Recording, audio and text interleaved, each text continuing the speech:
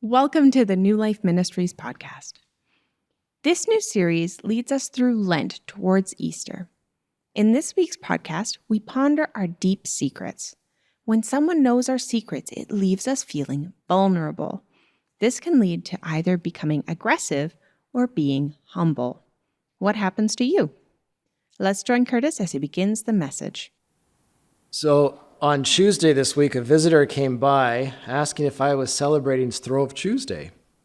So Throve Tuesday is the day before Lent, and it became a practice to have pancakes the day before Lent so it's Throve Tuesday. But the words Throve, when he said, "Are you celebrating Throve Tuesday?" It just reminded me of a stroopwafel. Stroopwafel is a cookie, but it has a secret. So a stroopwafel cookie is a very thin waffle that has been sliced open, and there's a layer of caramel inside and then back on top. And if you looked at it, it would just look like a cookie, except it's got this secret caramel layer inside. And I so wanted to bring everybody stroopwafels this morning, and I could not for the life of me find any. And usually I see them in all kinds of stores. I'm like, oh, they're selling them too, and oh, they're selling them. Like even the dollar store was selling them for a while. Yesterday I was driving around, I could find no stroopwafels. So at some point in the future, I will bring stroopwafels for everyone, and I will ask you what you thought of, if you remember this talk.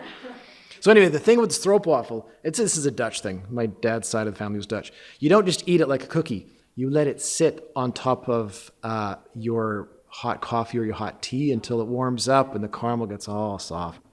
It's very nice. Except that we make mugs bigger now than before. So if you put your cookie on top, bloop, it drops in, and then you get a big goopy mess. But apparently in Holland, you can get street vendors that make stroopwafels, but they're huge. So they're supersized. Yeah, so that's for like soup bowls or something. Anyway, all of this about stroopwafels jumped into my head when he asked if I was celebrating Throve Tuesday. So Throve Tuesday is the day before Ash Wednesday, which is the start of Lent, and Christine gave a lovely intro as to what Lent is all about. It's the 40 days before Easter.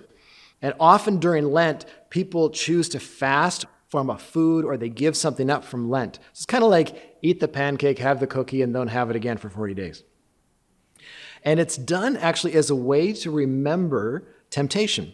It's a way to remember the 40 days of temptation Jesus experienced in the wilderness. Now, you know, God's interest is not that we feel tempted or that we feel hungry and want to eat food all the time. God's interest is that we live in a way that what we believe affects every area of our life. Like, that's God's concern. He wants us to understand what we believe and to see that lived out everywhere. And the temptation is that sometimes we separate out walking with Jesus from normal things of living. And fasting reminds us of that connection. Like, why am I going without this, whatever? I'm remembering that Jesus experienced temptation like I experienced temptation. And when I am being tempted it's reminding me of temptation, and that often I am tempted not to follow God in these normal things of life. You know, how I behave at work, what do I eat, what am I like when I'm relaxing? Because those normal things of life where we have a tendency not to be faithful with God, that's exactly what Jesus came to resolve.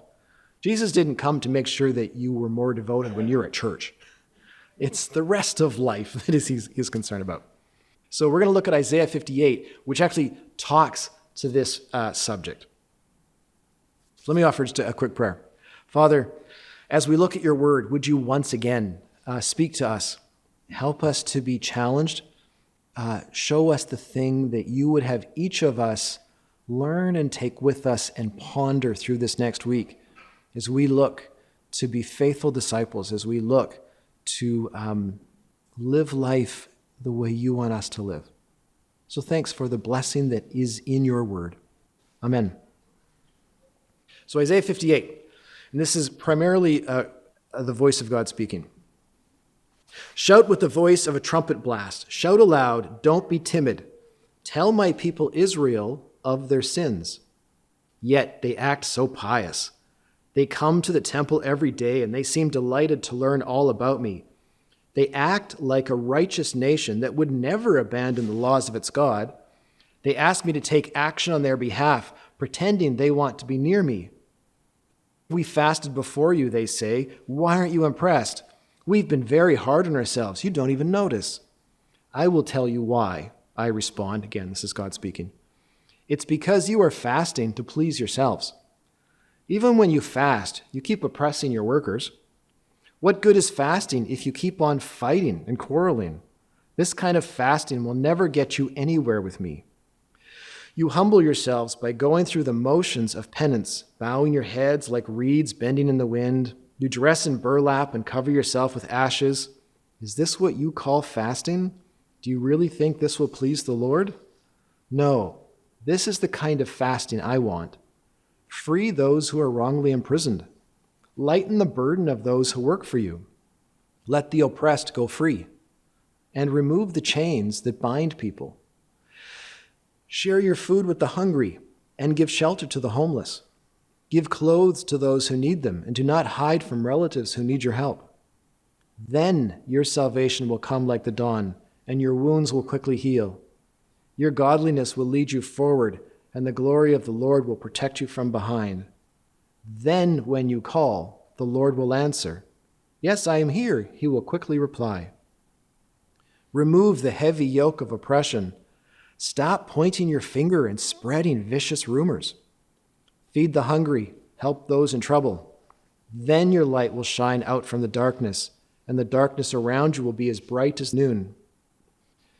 The Lord will guide you continually, giving you water when you are dry and restoring your strength. You will be like a well-watered garden, like an ever-flowing spring. Some of you will rebuild the deserted ruins of your cities. Then you will be known as a rebuilder of walls and a restorer of homes. Keep the Sabbath day holy. Don't pursue your own interests on that day, but enjoy the Sabbath and speak of it with delight as the Lord's holy day. Honor the Sabbath in everything you do that day. And don't follow your own desires or talk idly. Then the Lord will be your delight. I will give you great honor and satisfy you with the inheritance I promised to your ancestor Jacob. I, the Lord, have spoken. So what's happening? They're fasting, but they don't feel like it's getting them anywhere with God. Why? Because they're ignoring all the various ways they could be living out their faith. They're not applying their faith to those regular stuff of living. So I notice in verse 2, right? They come to the temple every day. You might say they faithfully attend church, although it was not church back then. God says they seem delighted to learn all about me. They're curious. They want to learn about the Lord. Hey, we want to study the Word. Let's have a Bible study. Is there a podcast we can listen to? They act like a righteous nation that would never abandon the laws of God. Like they're good people. They're faithful people. They pray regularly. They sing praises to God. They appear to be doing what they're supposed to be doing. They're very religious. And what's the problem? Well, God's not answering their prayers. God's not noticing them. Why have we fasted, they say, and you're not impressed? We've been very hard on ourselves, and you don't even notice it. I love that. We've been very hard on ourselves. But you don't even notice it. What? I gave up chocolate. And it's like they're saying, we're doing our side of the bargain. Why are you not doing yours?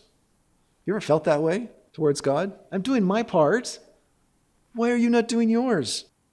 So one idea or notion that was really common when this text was written was to ask, what do I need to do to get the God that I worship to serve my agenda? Very often, God's, back when this was written, didn't really care that much about the people who worship them. And so it's like, what do I got to do to get the God who's got more power to do what I want him to do?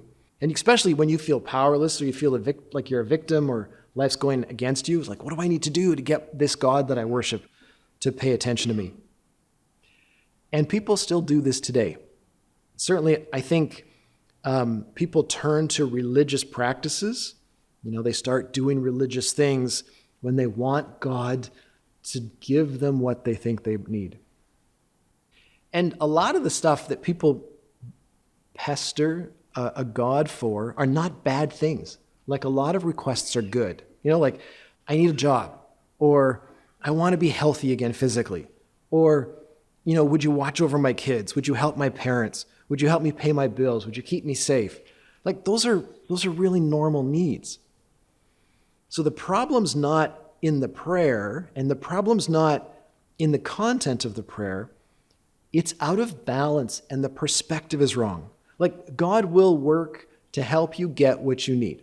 Yes, but his primary role is not to be our vending machine. And that's the perspective that goes off. Instead, our role is to respond to him and to serve out his agenda. And this is the stuff that people were missing. So God is saying in this text, look at what you're missing in your life. You're missing, it's like God saying, you're missing my half of the bargain. And so God gives them 3 criticisms. First, he says, your fast isn't really about being focused on me and attentive to me. You're doing it for yourself. You're being religious because you're still oppressing your workers. You still fight and quarrel with one another. Do you think this is how I want you to behave, even while you claim to be attentive to me? So just imagine you're trying to be attentive to your spouse, and at the same time, you're talking about the new crush you've got at work. Or you're trying to be attentive to your boss and tell him how you're doing at work, while you also tell him what you're stealing from work. Or it's kind of like coming to church and complaining about the people at church, right? Because church is a group of people who are learning to love each other. And so complaining about one another and learning to love them, that doesn't fit together. At some point, one of those 2 things has to stop. And so it's like God is saying in this text, if you're going to focus on me, then could you stop doing these other things in front of me? The second criticism God gives is about how people treat other people. So verse 6, this is the kind of fasting I want. Free those who are wrongly imprisoned. Lighten the burden of those who work for you. Let the oppressed go free, which means that they're oppressed to you, like you are oppressing them, because you can set them free. Remove the chains that bind people.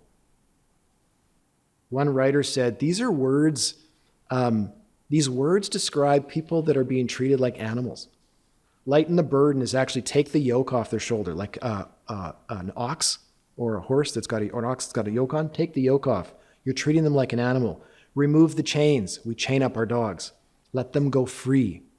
You're treating people like animals because you're trying to get something from them. Can you just give up what you think you need and focus on what's going on around you and treat people like people? And why? Why would we give up what we need or what we want to focus on people around us? Because that's what God is like. God isn't so concerned that you give him what he needs. He focuses on the needs around him. And so we focus on the needs around us. And we can trust that God will take care of us. He'll hold up his side of the bargain. We have to represent him well and focus on helping others. Verse 7, share your food with the hungry. Give shelter to the homeless. Give clothes to those who need them. Don't hide from relatives who need your help. I love that line is in there. Yeah.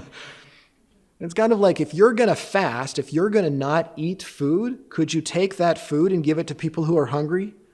It's that. Could you bless others with the resources you have because you follow me? And the third criticism is about how people approach the Sabbath. So back then, Sabbath was law. You had to take a Sabbath, and it was an expression of your trust and faith in God. It was part of the covenant. And he says, you're not enjoying the Sabbath. Like you're following your own desires and you're talking idly. So just imagine, what does that mean, right? It's a Sunday afternoon. You're hanging out with some friends. You're very relaxed. Maybe you're at a beach or you're out for a walk. And people start, talking about opinions they have about other people. because that's what happens when you're sitting around on lawn chairs.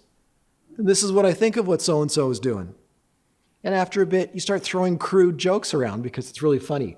But they're not just funny, they're nasty. Or you start dreaming and scheming with someone about new business plans and how you're going to make more money. And if we could just do this and this and this, then we'd get it figured out.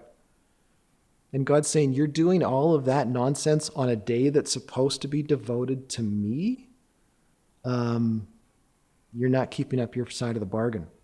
And so God says, change these ways, and then I will hear your prayer.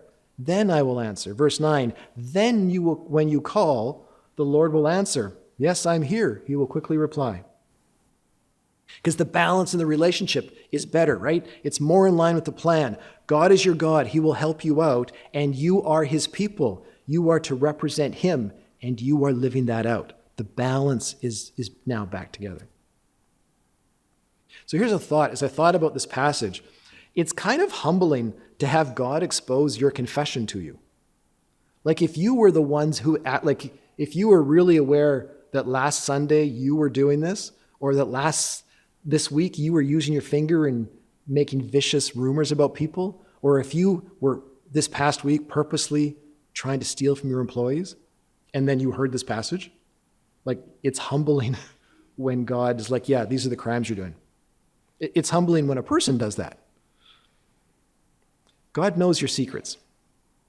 Like God knows our secrets. Sometimes people feel like they're not seen, they're not noticed by God. And so what do I have to do to get God to pay attention to me? Might get really religious for a while so God notices me. But at other times, we really don't want God to see what we're doing. Like we don't want him to, pay attention. Which means that we're kind of the ones deciding when we need to be noticed and when we don't need to be noticed. It doesn't work that way. God always notices. So in that first part of the passage, right, when people say, why are you not impressed with me? You don't even notice. I wonder if that's more a thought that we have than something we'd ever say out loud. I don't know if we'd ever say that out loud to God, but we would think it because God knows our secret thoughts. And in the second part, God knows what you pay your employees. He knows how you treat the poor. He knows when you point your finger and spread vicious rumors, when you quarrel with one another. He knows your secret behavior. And he knows your secret attitudes about the Sabbath and how you talk in private settings. So God knows your secrets. He knows your thoughts, your behaviors, your attitudes, your speech. That should call us to a quiet humility before God. Like the God that knows our secrets, we lose our breath and should just be quiet and humble before that guy. When we were studying the book of Daniel, there was something in chapter 2 that we read, and I didn't talk that much about it. But in chapter 2, Daniel says this thing about God. And he says, he reveals deep and mysterious things and knows what lies hidden in darkness, even though he is surrounded by light. And, in the book of Daniel, we know that he's talking about the motivations in a king's heart. God knows the future. God knows the darkness. Like, we don't know the future. God knows the future. We don't know the motivations of a king. God knows the motivations of a king. He knows what we think we can get away with. No one's going to know that I'm doing this. Or when we try to manipulate other people, right? Or I'm going to tell you about something about that. Or I'm going to get you unsettled so that you go do this bidding for me. God knows when we do all of that stuff.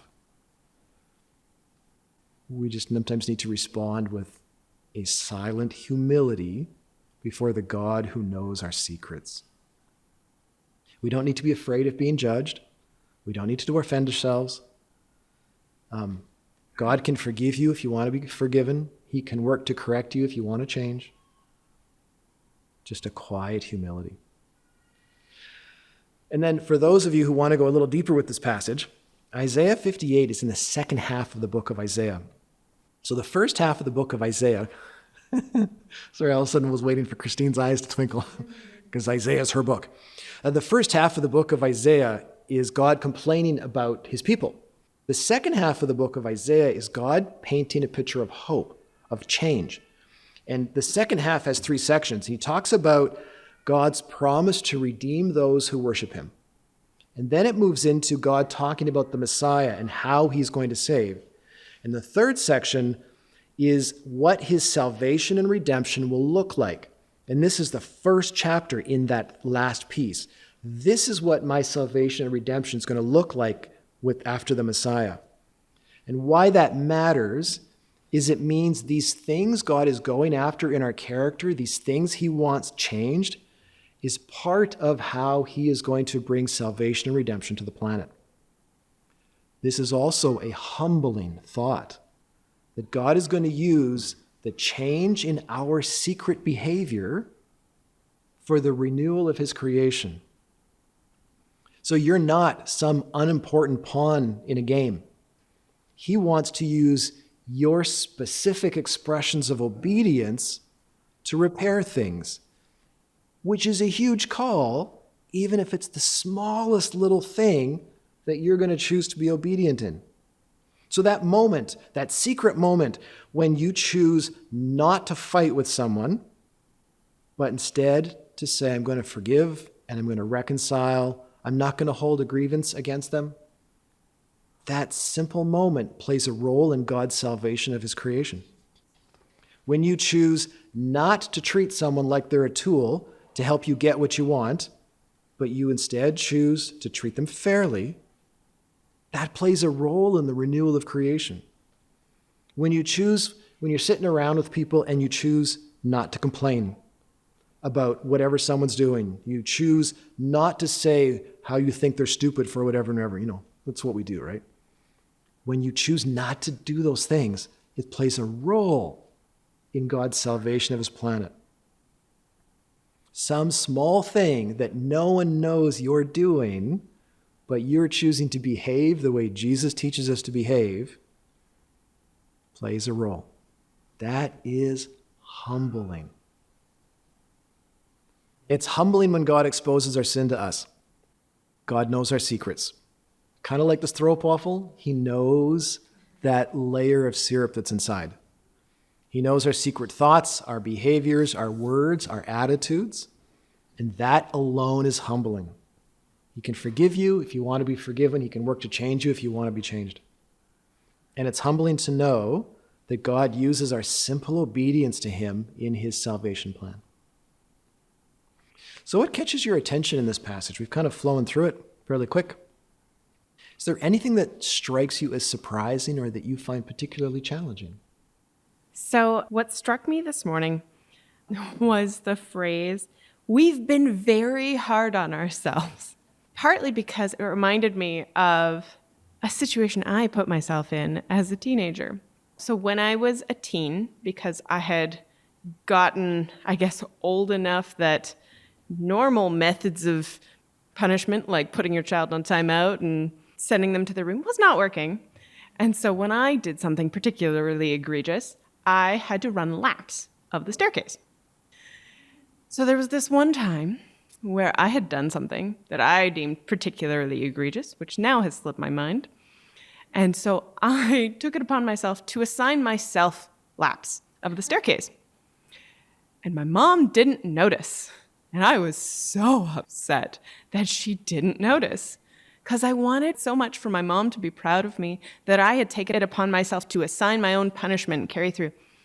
Which is a little silly because I had, in my brain, redefined a good act to just, below the bare minimum. It wasn't even that I hadn't done something wrong, which is even still a step below doing something right. It was just acknowledging that what I did was wrong, even after I had already done it. And so it feels very similar to that, where it's like, we know that we are screwing up, but you've got to be proud of us because we're punishing ourselves really good. Come on. You couldn't even do better. Wait. Nice. Nice. Well said. It was very interesting how much emphasis God put on social justice in this. on the whole idea of community, of making it right with each other. Stop fighting, stop quarreling, humble yourselves, become what you hope others around you would be. And that is the act of fasting that he's looking for. It's fascinating.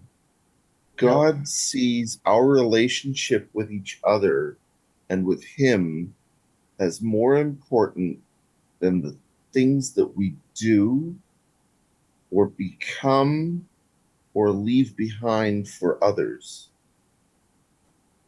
The relationship and that hearts connecting is more important. Just fascinating. Yeah, love it. Love it. It seems to me that early in this chapter, the stuff that God says he finds quite annoying and offensive are the same things that many people say, that's annoying and offensive. Like, we're in agreement, really. We're saying, like, you're doing all this showy stuff and it's not actually benefiting anybody. Your faith is like all showy and on display, but it's not actually benefiting anybody. And it's not even real, right? It's not an indicator of something real. It's just putting in the time or filling in the boxes or whatever it is. And then you think you want to be rewarded for it because you're all... And I think a lot of people over time have looked at people who are performing their Christianity that way, and they've had the same complaints, whether they're inside the church or outside the church. But I love the second part where he talks about, like, what is important to God's heart is looking after people that are in trouble and are in need. And if you read through that and really think about, it's pretty comprehensive, the things that he is saying, those people, and help with this. And it's not just emergency aid. It's like, help build up, like, the streets and the buildings. Like, be somebody who is contributing to stability and safety in your community. It's like big picture stuff. And God's like, that would be worship. That would be church. Like, that would be awesome. I would be happy to participate with you in that. Like, that's what God's excited to be on a project with us. And I have always loved that. I don't know, that always rung for me, always, this chapter. I love that line that you would be the builder of homes. And they're talking very specifically about buildings in the town, but the metaphor, or if that's the word, like you'll knit homes back together. Not houses, but homes. Yeah. Yeah. I love it. We're reading a book called Emotionally Healthy Spirituality right now. And number one on the list of unhealthy emotions is using God to run away from God. Yeah. Using God to run away from God. So come to church, we fast, we pray, we ask God to help us, but actually that's just a facade to run away from what God actually wants from us. And I do that, and it's hard to change your life in these really important ways. It's much easier to do this one little thing and this little thing.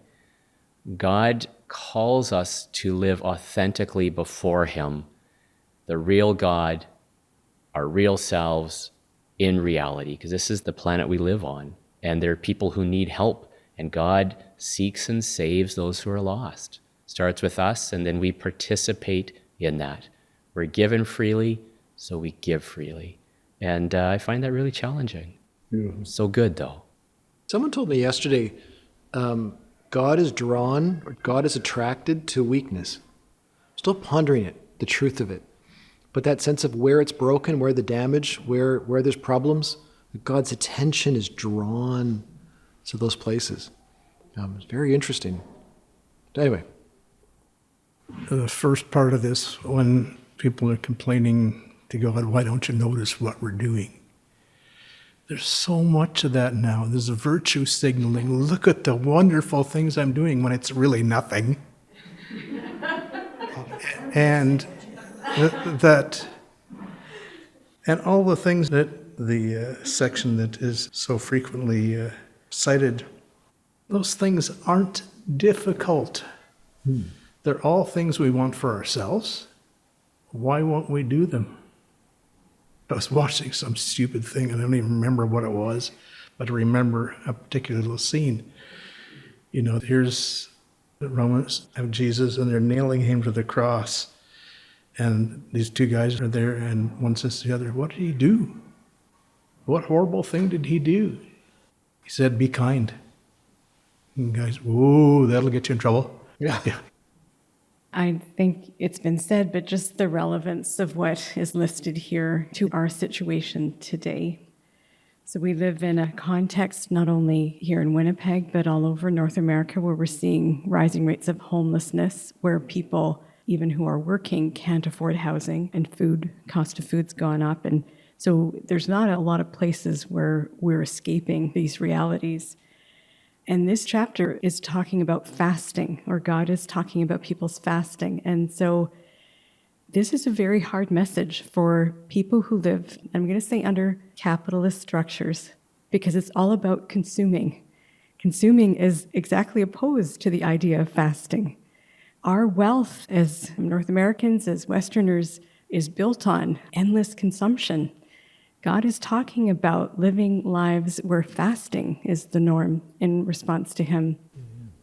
In order to be able to address now the chronic structural violence that exists towards the poor, we actually have to take on postures of fasting in worship to God. That means we can't consume everything that our dollar earns for us, because it won't be enough to address these issues. The one thing about fasting in terms of the season of Lent and the posture of fasting is that it really does show us what our wants are. It reveals that quite clearly, because we're in the situation where we're not satisfying that with the thing that we're fasting from. And it gives us the opportunity to turn to God. And so just hoping that in this call to fasting that we are given that opportunity to turn to Him, to not consume as we've been in the custom of consuming, and find a new way of being satisfied. I love that idea, a lifestyle of fasting. That's interesting. Praise. Hey, let me offer a prayer. Father, let us settle and be humble before you. And Father, let us acknowledge the truth that is in this passage. To pay attention to the weakness, the brokenness, the oppression that is all around us. And to surrender the things that we do that really are very out of step with who you are.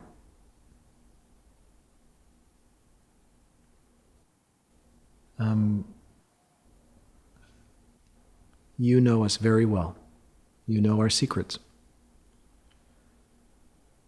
And I will then praise you, Lord, that in those secrets, you still love us so much. And that you made a way for us to be forgiven. You made a way for us to be restored and brought back to you. And you are working in us in just your gentle kindness to change us so that we would live right. And it is humbling to know that you are using those small steps to help restore this planet. So, I will say, hallowed is your name. How holy, how special, how unique is your plan and who you are and how you approach things. And I will say, may your kingdom come. May there be more of this in our lives and around us as we live. And may this bring a smile to your face, and may we see your glory, and may others see your glory as well. May you be praised. Amen. Thank you for listening to our podcast today. New Life Ministries is located in Winnipeg, Manitoba. You are invited to join our service in person or over Zoom. Please use the Contact Us link to send an email to the church office and request the address or Zoom link. If you would like to use these podcasts as part of your home church or local church gathering, you are free to do so. We do request that you let us know. If there is any other way that we can help you in your ministry, please send us an email.